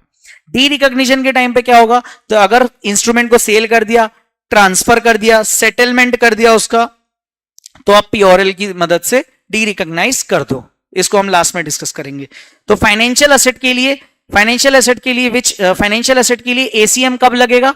जब एसपीपीआई टेस्ट और बिजनेस मॉडल होल्ड करना है या entity has not opted for FBTPL. Okay, financial liability के लिए it is relevant for all for accounting of all financial liabilities except in few specified cases under 109। कौन कौन से हैं? डेरिवेटिव और फाइनेंशियल गारंटी। ओके, नाउ इसमें sir आपने लिखा कि इनिशियल रिकॉग्निशन होगा फेयर वैल्यू पर, तो ये फेयर वैल्यू क्या होती है? तो फेयर वैल्यू का मतलब होता है price at which asset is realised और लायबिलिटी इज सेटल्ड। सिंपल, जिस पे असेट रियलाइज हो जाए या लायबिलिटी का सेटलमेंट हो जाए उसको अपन बोलते हैं फेयर वैल्यू। इसको अपन एग्जिट प्राइस भी बोलते हैं, रियलाइजेबल प्राइस भी बोलते हैं, but not net realisable value. Okay, ये theory point of view. Usually सारी चीजें ट्रांजैक्शन प्राइस, सारे केसेस में ट्रांजैक्शन प्राइस ही फेयर वैल्यू कहलाएगी, कुछ केसेस में नहीं ऐसा होगा। ट्रांजैक्शन प्राइस मतलब मैं अभी आपको आगे बताऊंगा। ट्रांजैक्शन प्राइस मतलब जिस पर ट्रांजैक्शन होने वाला है, कॉन्ट्रैक्ट में जो ट्रांजैक्शन प्राइस गिवन है, जो प्राइस गिवन है, उसी को अपन फेयर वैल्यू यूजुअली मान लेंगे, एक्सेप्ट इन फ्यू केसेस, कुछ केसेस को छोड़कर। मतलब सर आप ये बोल रहे हो transaction price equals to fair value always except in few cases. कौन से वो फ्यू केसेस है मैं बता देता हूं। मान लो interest free loan to employee, company ने लोन दिया किसको? एम्प्लॉय को, इंटरेस्ट फ्री। कोई चीज इंटरेस्ट फ्री हो ही नहीं सकती, आप ऐसा कर ही नहीं सकते, आप यहां पे गलत कर रहे हो। तो इसको यहां पे इस केस में क्या होगा? फेयर वैल्यू और ट्रांजैक्शन प्राइस बराबर नहीं मानी जाएगी। Sir concessional interest rate to interest rate loan to subsidiary, आपकी एक होल्डिंग कंपनी है एचडी लिमिटेड, आप हो बडी लिमिटेड, आपकी बडी लिमिटेड क्या है? सब्सिडरी है ना, या फिर आप सब्सिडरी और सामने वाला होल्डिंग कंपनी है। मार्केट रेट ऑफ इंटरेस्ट है, लोन अगर कहीं से लेने जाते हो तो 12%, और आपको मिल गया लोन कितना? होल्डिंग कंपनी से 4% पे, क्या ना, इसे कंसेशनल रेट ऑफ इंटरेस्ट है। हाँ, तो यहां पे भी फेयर वैल्यू और ट्रांजैक्शन प्राइस बराबर नहीं होगी। Sir interest free rent deposit, free interest free rent deposit हो ही नहीं सकता। डिवेंचर्स को इश्यू कर दिया लोअर रेट ऑफ इंटरेस्ट पे with conversion option to the holder, यहां पर भी ट्रांजैक्शन प्राइस बराबर नहीं होगी फेयर वैल्यू के। क्यों नहीं होगी? If transaction price does not equal to fair value then initial recognition will be at fair value plus minus transaction cost. However since it is not equal there will be a difference, और difference क्या होगा?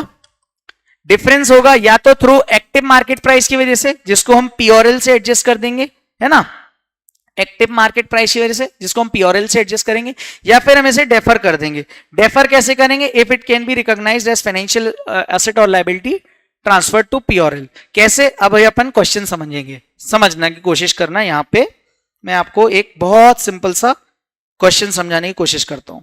Example के लिए मैं गया loan लेने SBI से, है ना, मैं रास्ते से जा रहा था और मैं गया एसबीआई पे और 100 करोड़ रुपए का लोन लेने गया 5 सालों के लिए 10% रेट ऑफ इंटरेस्ट के हिसाब से।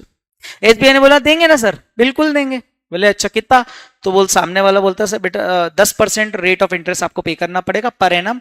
मैंने कहा ठीक है, 5 साल में रीपेमेंट हो जाएगा। बोले कि हाँ ठीक है सर, 5 साल तक आप इंटरेस्ट 10% से पे कर देना। अब यूजुअली मुझे बताओ, अगर ऐसा मैं कोई लोन लेने जाता हूं तो मुझे इनफ्लो कितना होगा डे 1 पे? मेरी बुक्स में कितने आ जाएंगे? 100 करोड़ रुपए आ जाएंगे। अरे हाँ या ना? बट मुझे एक बात बताओ, आउटफ्लो कितने का होगा? आउटफ्लो कितने का होगा? सर आउटफ्लो हो गया आपको 150 करोड़ का। कैसे? अरे यार, हर साल 10% रेट ऑफ इंटरेस्ट से आप इंटरेस्ट पे करोगे।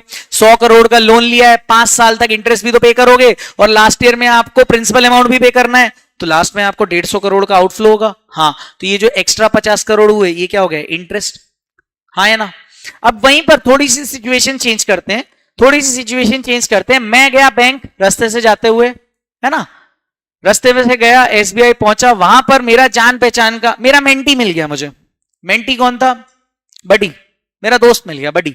अभी बडी मिला वहां पे और बडी बोलता है कि अरे एचडी भैया आप यहाँ पे क्या कर रहे हो? मैंने कहा कुछ नहीं, बस थोड़ा सा लोन वगैरह लेने। अरे सर आपको लोन की क्या जरूरत है? मैंने कहा नहीं कभी कभार कम मतलब पड़ जाते हैं पैसे कम, तो मुझे लोन की जरूरत पड़ी। ठीक है, वो गया।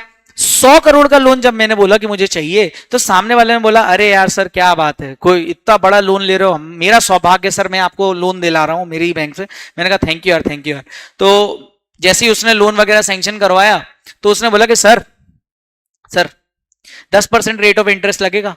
मैंने कहा यार मैं देख, तू मेरे को कितने टाइम से जानता है, 10% तो बाहरी वालों के लोगों के लिए ना, मेरे लिए भी 10%। अरे नहीं सर आप मेरी जान परिचित क्यों? हाँ, और मैं इस बैंक में यहाँ पे लोन अप्रूवल करवा रहा हूँ आपका, है ना, बैंक मैनेजर हूं मैं। और भाई साहब आप अगर आए हो तो मेरे लिए तो सौभाग्य की बात है कि मैं आपके लिए कुछ कर पाया, आपकी वजह से मैं सीए बना, ये वो फलाना ढिमका करने लगा उनने। तो मैंने कहा ठीक है, डोंट बी इमोशनल, जस्ट मेरे को बता रेट ऑफ इंटरेस्ट कितना है बैंक का। तो बोलता है कि सर 10% है बाकियों के लिए, आपको सर मैं 8% पे ही लोन दे देता हूं। मैंने कहा यार मैं तो तुझे क्या क्या समझता था, तो कितना नेक इंसान निकला, 2% का डिस्काउंट, वाह यार थैंक यू। बोले सर, मैंने कहा हाँ सर जो लोन ले रहे हो ना आप, हाँ उसमें ना 10% प्रोसेसिंग फीस लगेगी। मैंने कहा क्यों? अरे सर वो फॉर्मेलिटी लगती। आपने अगर कभी भी लोन लेने जाओगे ना प्रैक्टिकल लाइफ में भी, तो आपको पता चलेगा कि बैंक वाले जब लोन देते हैं ना तो कुछ प्रोसेसिंग चार्ज कट करते हैं, है ना, तो उसको प्रोसेसिंग फीस बोलते हैं। ठीक है, अब मान लो उन्होंने 10% प्रोसेसिंग फीस काट के आपको लोन इशू किया। अब मुझे एक बात बताओ, 100 करोड़ का लोन लेने गया था मैं, मुझे इनफ्लो कितने का हुआ 10% प्रोसेसिंग फीस कटने के बाद?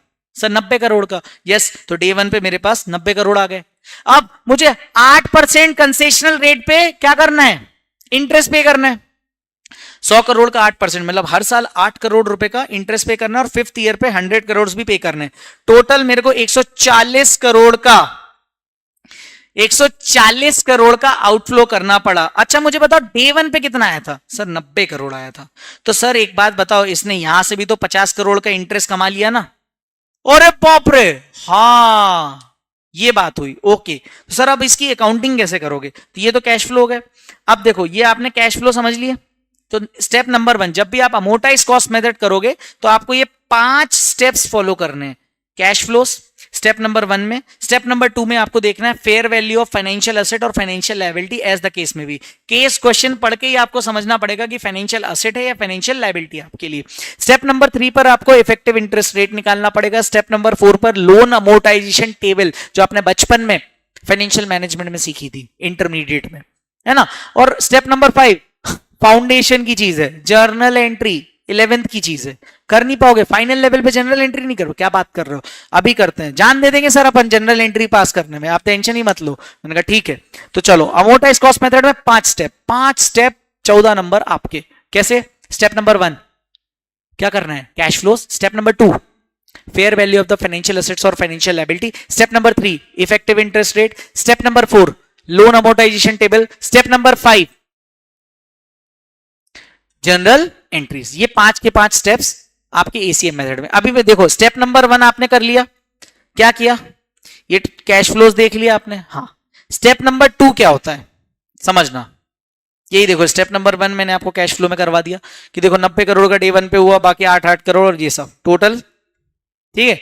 Step number 2 fair value. अच्छा मैंने लोन लिया, एचडी लिमिटेड ने लोन लिया, तो मेरे लिए क्या होगा, एसेट या लायबिलिटी? सर मेरे को लास्ट में पे करना है, कॉन्ट्रेक्चुअल ऑब्लिगेशन टू पे। हाँ, तो ऑब्लिगेशन टू पे है तो फाइनेंशियल लायबिलिटी, तो fair value of financial liability निकाला। 100 करोड़ का कॉस्ट था लेस ट्रांजैक्शन कॉस्ट, तो 90 करोड़ की फेयर वैल्यू आ गई हमारी, है ना। Effective interest rate, sir loan 10% ही था ना मार्केट का, ऐसा था क्या? ऐसा था क्या? नहीं बबलू, निकालना पड़ेगा अपने को। तो उसको कैसे निकालोगे? डे 1 पे present value of future cash flows निकालने हैं एट इफेक्टिव इंटरेस्ट रेट। आज की मार्केट रेट ऑफ इंटरेस्ट निकालनी पड़ेगी। क्यों? क्योंकि आपको तो लोन मिला 8% पे, हो ही नहीं सकता, तो आपको निकालना कैसे पड़ेगा? 90 करोड़ पे निकालना पड़ेगा। क्यों? क्योंकि आपकी बुक्स में आए कितने, 90 करोड़।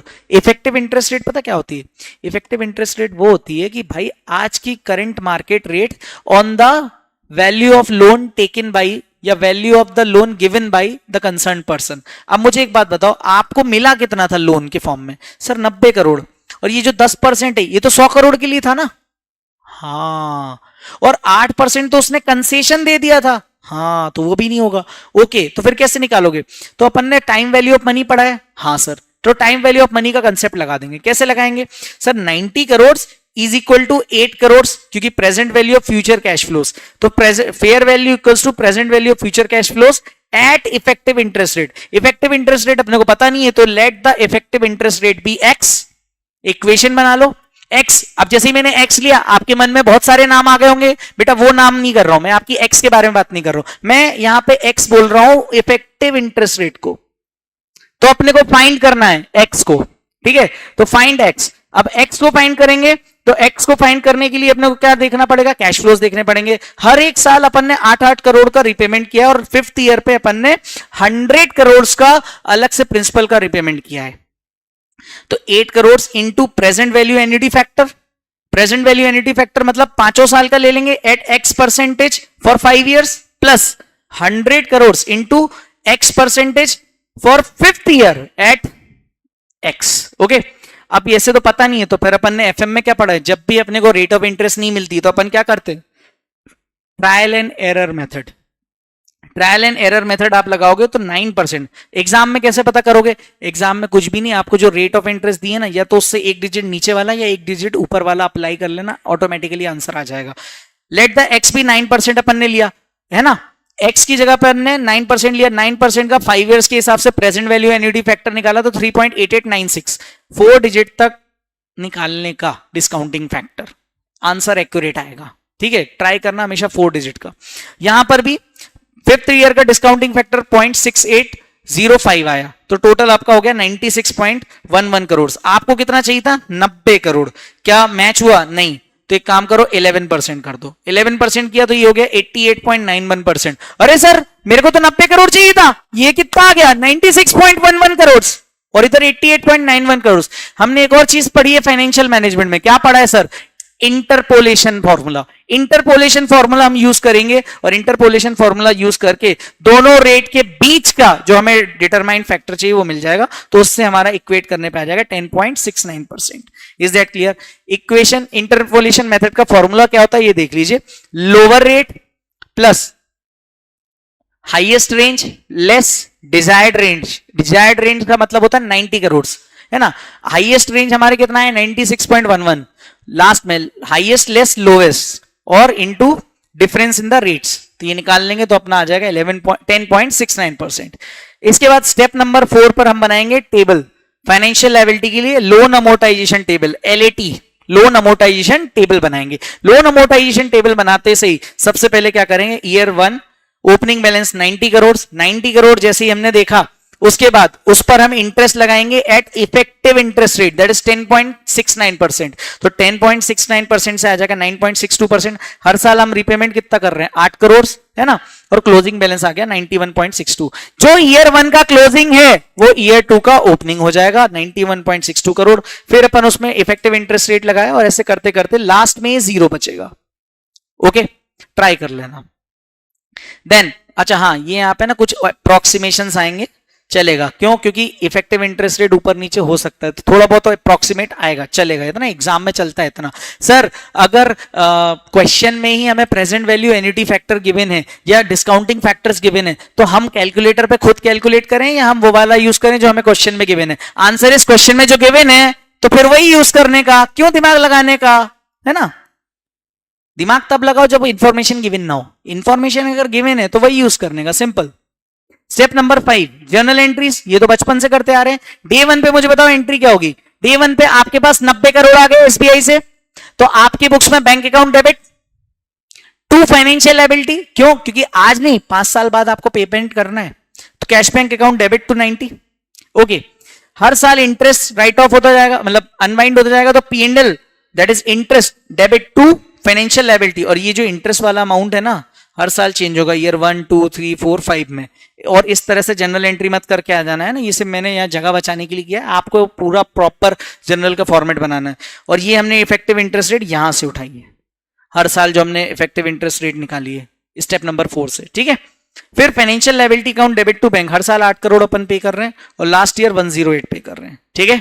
ओके, देन अपन ये समझ गए क्वेश्चन। इसके बाद अब अपने को दिमाग में क्या लगाना है, एक फाइनेंशियल असेट का क्वेश्चन। हमने एक क्वेश्चन में देख लिया फाइनेंशियल लायबिलिटी का, अब आ जाते हैं फाइनेंशियल असेट का। तो एचडी लिमिटेड ने इन्वेस्टमेंट किया है 10% डिवेंचर्स पे, मेरी कंपनी ने 10% डिवेंचर्स पे इन्वेस्टमेंट किया है, कितने के, 50,000 रुपए के, ठीक है।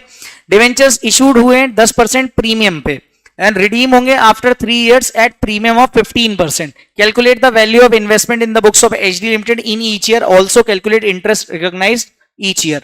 तो आपको क्या करना है, ईयर 1 पर डे 1 पर कितना आ गया 50,000 प्लस 10% प्रीमियम, मतलब 55,000 का आपको आउटफ्लो हुआ, क्यों, क्योंकि आपने 10% प्रीमियम एक्स्ट्रा पे किया है।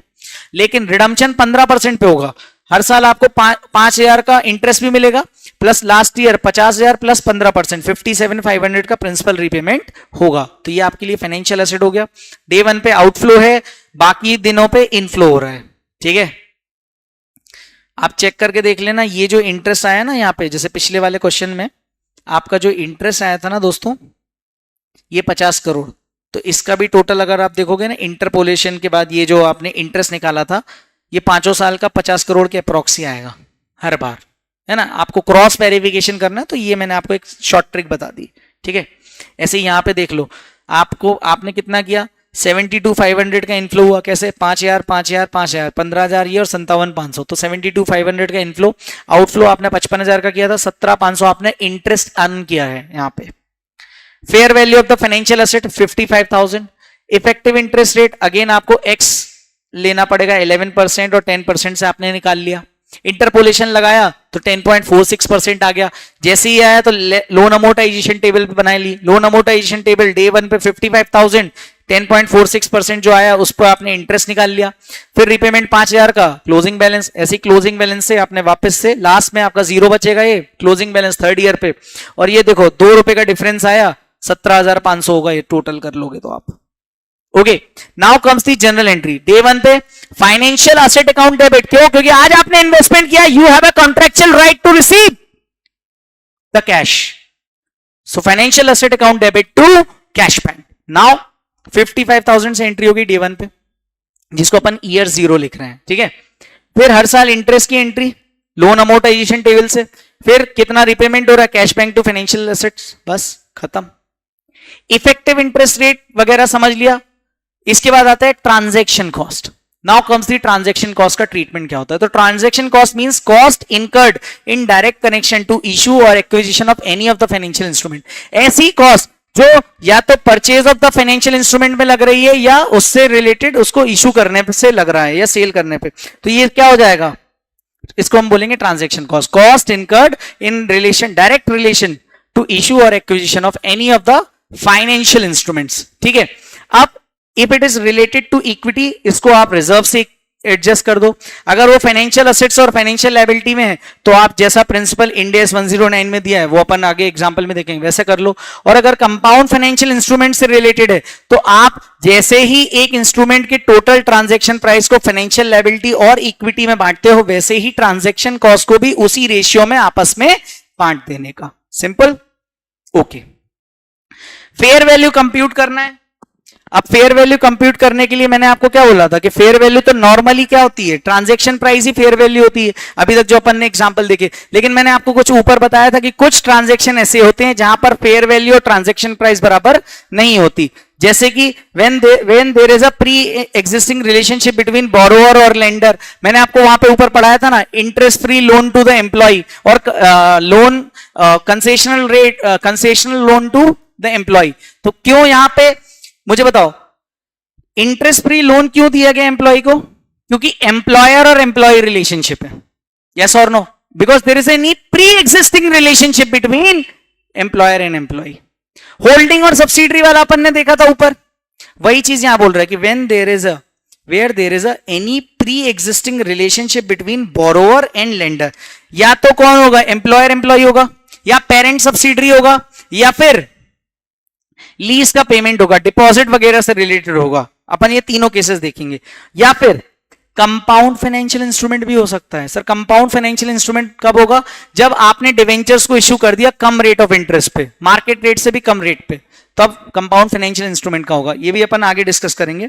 ये केस होते हैं कि कब कब फाइनेंशियल इंस्ट्रूमेंट के केस में फेयर वैल्यू और ट्रांजैक्शन प्राइस बराबर नहीं होती। उसके लिए आपको तीन चीजें सिंप्लीफाई करके बता रहा हूं कि when there is a pre existing relationship between employer and employee और पेरेंट सब्सिडरी और लीज रिसीवेबल या लीज डिपॉजिट के बारे में बात हो रही है। बोरोअर और लेंडर के बीच में पहले कोई एग्जिस्टिंग रिलेशनशिप है बिफोर दी नॉर्मल कॉन्ट्रैक्ट, या फिर कंपाउंड फाइनेंशियल इंस्ट्रूमेंट है, या फिर लेवल 1 इनपुट है। फेयर वैल्यू किसकी बेस पर इनपुट है? लेवल 1 पर। तो आपने को क्या निकालना है? Present value of future cash flows discounted eight effective interest rate या मार्केट रेट। कैसे करेंगे अपन आगे देखेंगे एग्जाम्पल में। और नहीं तो नॉर्मल ट्रांजेक्शन है तो जो हमने ऊपर अभी किया नॉर्मल ट्रांजेक्शन है, फेयर वैल्यू 50,000 प्लस 10% प्रीमियम था, यहां पर 10% प्रोसेसिंग चार्ज था तो 90 करोड़ आया था, है ना, ट्रांजैक्शन कॉस्ट। वही चीज। ओके, नाउ कम्स दी सबसे इंपॉर्टेंट थिंग कि हमें यह समझना है कि अगर कोई इंपॉर्टेंट रिलेशनशिप है क्वेश्चन में तो वहां पे फेयर वैल्यू कैसे निकालेंगे। है ना। अमोर्टाइज कॉस्ट मेथड बहुत इंपॉर्टेंट चीज है, इसको समझना बहुत जरूरी है। अमोर्टाइज कॉस्ट मेथड अगर आपने नहीं समझा तो हो सकता है आप क्वेश्चन ना कर पाओ, because most of the time amortise cost method के ही क्वेश्चंस आते हैं। ठीक है।